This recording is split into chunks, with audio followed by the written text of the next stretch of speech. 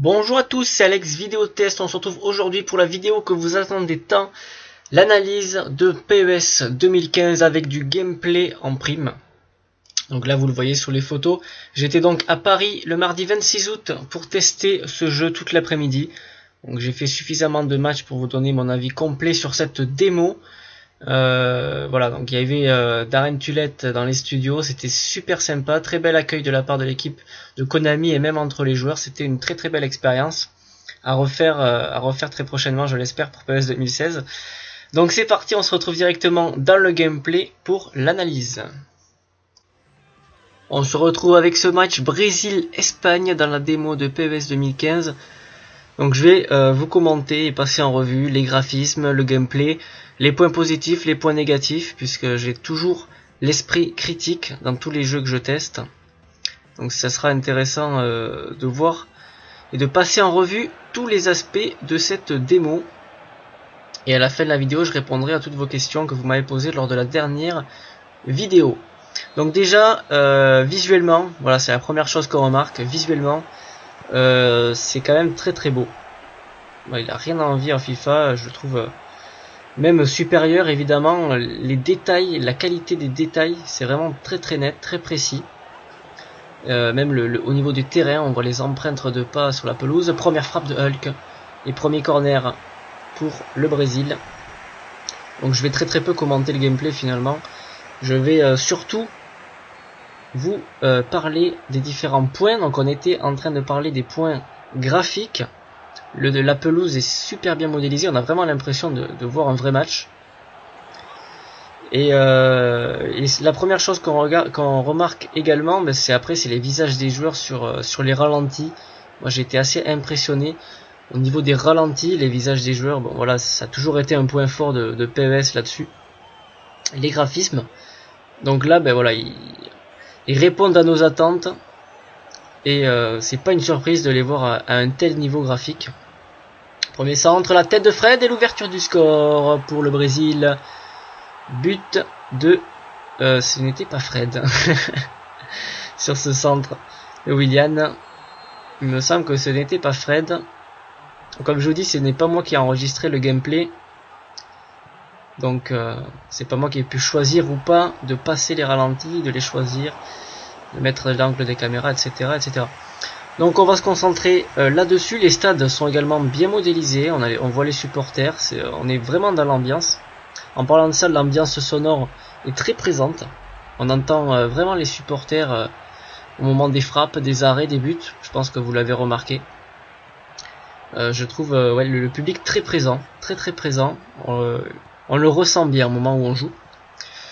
Donc voilà un petit peu pour les aspects sonores et graphiques.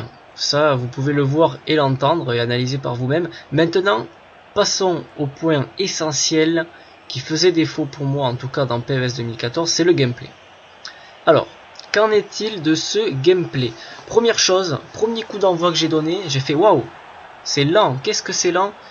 Ça va être un jeu qui est posé en fait. C'est un jeu posé. Parce qu'il faut vraiment appuyer ses passes. Voilà, il faut appuyer ses passes, il faudra habituer à bien appuyer ses passes. C'est pas téléguidé.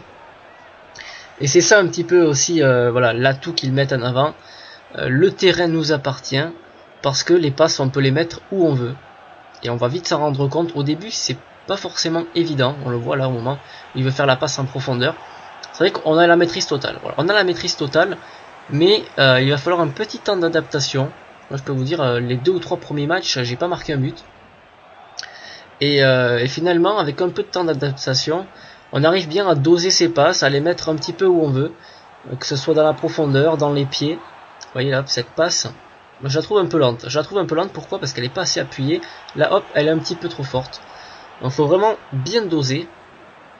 Et après, voilà, on a la maîtrise totale. Mais voilà, premier abord, je me suis dit, ouais, c'est quand même assez posé. C'est pas les PES tout foufou de l'époque. Là, on a vraiment, ils ont vraiment révolutionné le genre. Et ça tombe bien parce que comme j'étais en train de faire ma série des anciens PES depuis PES 6, PES 2008, PES 2009, là j'en suis au 2012. Et là, je peux constater vraiment la grosse évolution entre ces anciens PES et surtout le PES 2014 au PES 2015. Donc là, c'est une toute nouvelle ère qui commence avec ce PES 2015. Là, on était sur une version PS4, vraiment très très beau à voir. Et donc ce gameplay est finalement pas si compliqué à prendre en main, parce que plusieurs matchs après, ben, on arrivait quand même à avoir des gros scores. Quand je dis gros scores, ben, c'était des 2-0, des 3-3, des 3-0, 3-2. On arrivait à marquer, voilà, on arrivait à marquer, on se faisait plaisir, on arrivait à construire les occasions un petit peu comme on le voulait. Et ça fait vraiment plaisir. Après, les défauts, qu'est-ce que je peux vous dire comme défaut? Parce que forcément, vous allez me dire, est-ce que c'est fluide? Ça, on l'a eu dans les questions, on m'a dit, mais est-ce que c'est fluide? Parce que PS 2014, il ramait, on avait l'impression que c'était un jeu qui ramait. C'est comme sur un ordi qui surchauffe, on a l'impression que le jeu il rame. Alors là, mais c'est d'une fluidité. Regardez, au niveau des ralentis, on n'a pas un seul flou, ce n'est pas saccadé, on a vraiment une fluidité qu'on ressent également dans le gameplay. Voilà, on fait un petit crochet, ça réagit immédiatement. Et c'est ça qui fait vraiment plaisir. Voilà, on a un joueur qui arrive, hop, petit crochet court, le ballon reste collé au pied, quand on fait des crochets courts comme ça, et on peut facilement aligner un joueur. Après, je vous cache pas que j'ai eu beaucoup de mal dans les dribbles. Moi j'aime assez dribbler, pas dribbler 4 joueurs, 5 joueurs, mais juste faire une élimination, une passe, une élimination, une passe. Et j'avais un peu de mal à faire ces éliminations, à essayer de trouver des partenaires, puis de déborder par la vitesse, etc. Donc un peu compliqué, mais après ça peut se comprendre, c'est tout nouveau, donc il faudra un petit temps d'adaptation, donc j'ai pas pu exploiter et voir en détail toutes les possibilités de ce jeu.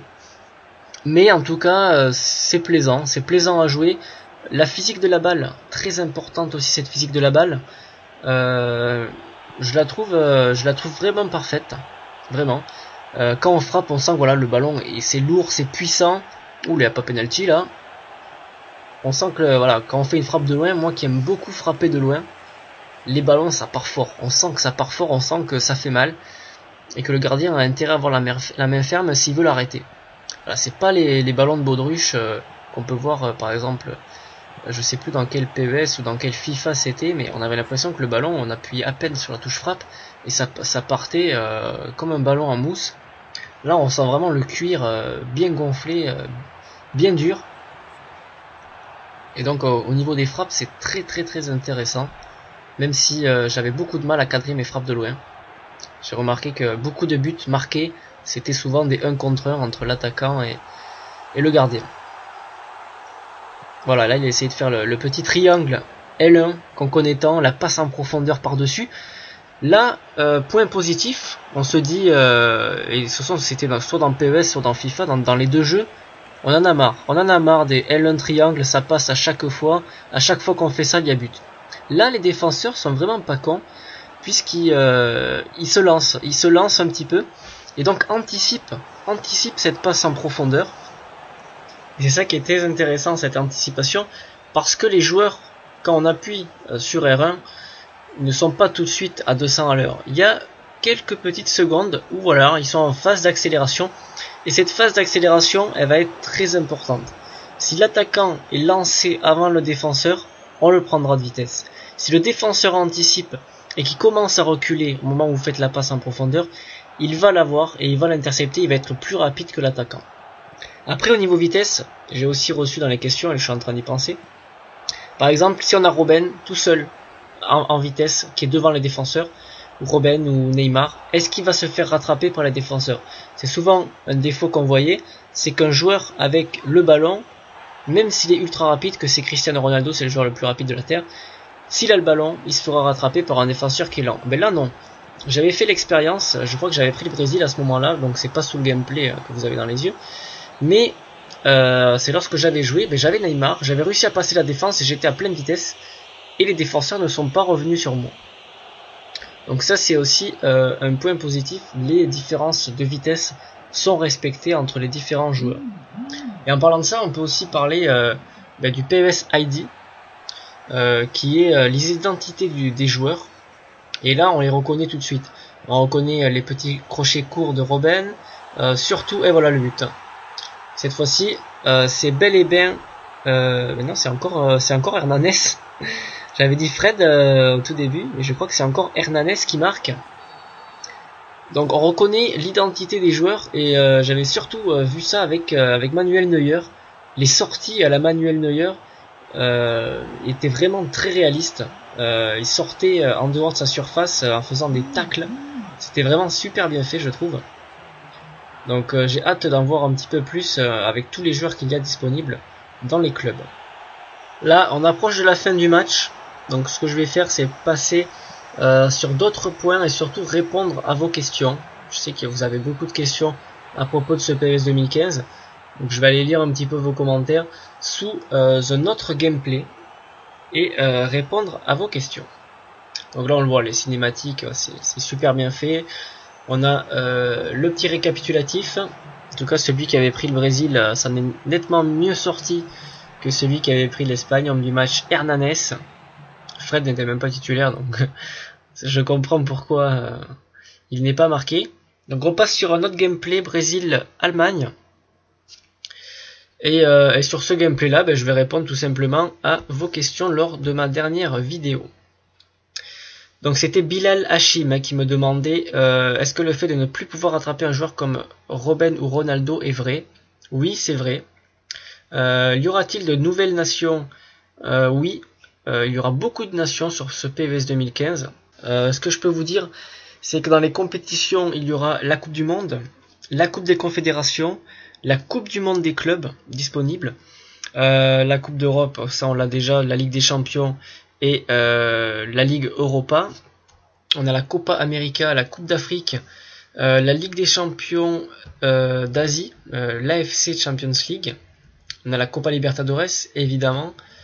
En ce qui concerne les championnats sous licence, Ligue 1, Ligue 2, Serie A, Serie B, championnat du Portugal, des Pays-Bas et d'Espagne, Liga et Liga Adelante.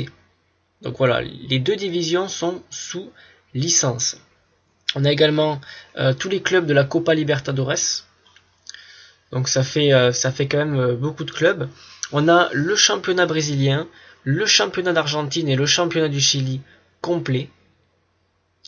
Et on a tous les clubs de l'AFC Champions League, donc 32 clubs. On a les Central Coast Mariners, le club australien que j'ai entraîné sur Football Manager. On a pas mal de clubs japonais, des clubs chinois.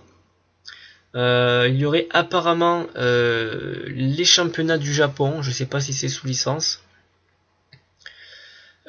Puis après on a évidemment le championnat fictif de deuxième division avec Squanauer, Goranzio, Quarzola, enfin, des noms comme ça. Les nations, il n'y en a pas énormément qui sont licenciées selon la page Wikipédia, mais en tout cas on a beaucoup de nations. On a beaucoup de nations, même si elles ne sont pas licenciées, on les a. On les a, et c'est ce qui permet de faire la Coupe d'Afrique. C'est ce qui permet de faire toutes les compétitions intercontinentales. Et là je reviens au gameplay avec ce but qui est tout simplement magnifique. La façon dont il frappe extérieur du pied. Voilà, des buts comme ça c'est super réaliste. Le gardien a été surpris.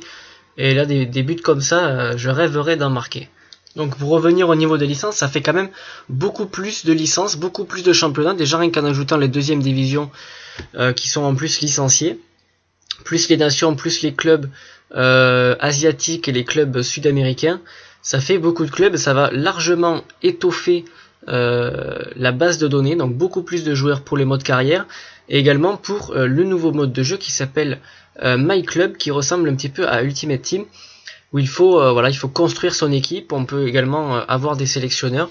Je sais pas encore trop comment ça va fonctionner, mais ça a l'air intéressant, surtout avec la base de données qu'on aura à disposition. Je vais ensuite passer à une autre question, c'est surtout celle de McFury qui voulait connaître mon avis sur l'intelligence artificielle, les mouvements des joueurs, etc. Donc là, pour te répondre, honnêtement, défensivement, je trouve l'IA très intelligente dans leur placement, dans la façon dont ils vont couvrir les espaces, dont ils vont anticiper, commencer leur course au moment où le joueur va faire la passe. Donc c'est un peu plus difficile de marquer.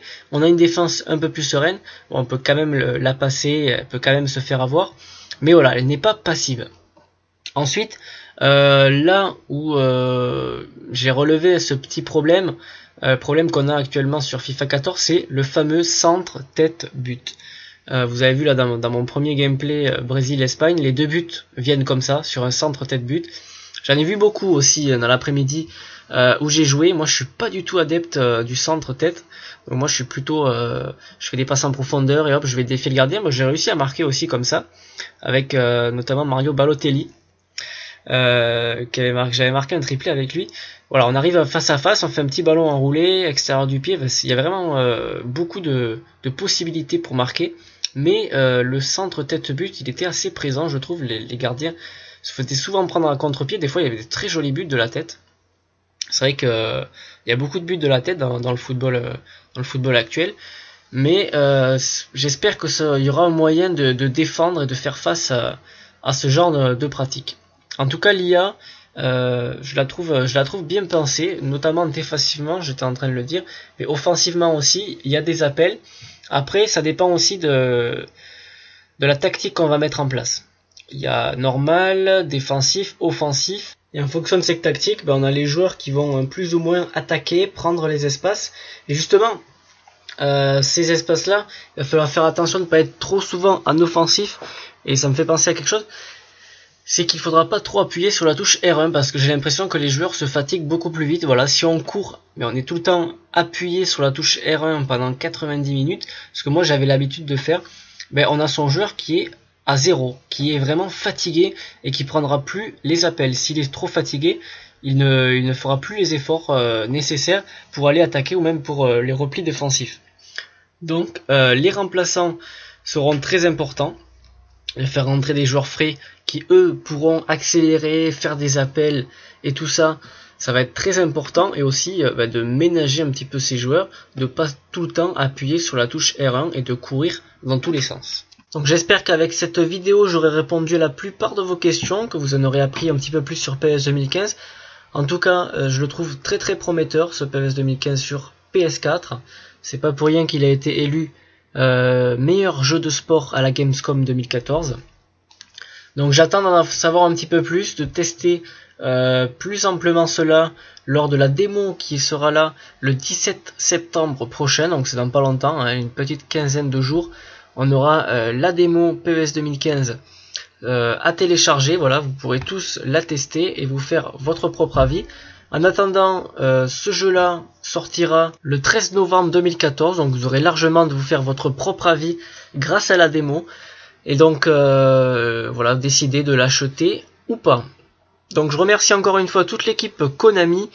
Je vous dis à la prochaine. Salut tout le monde.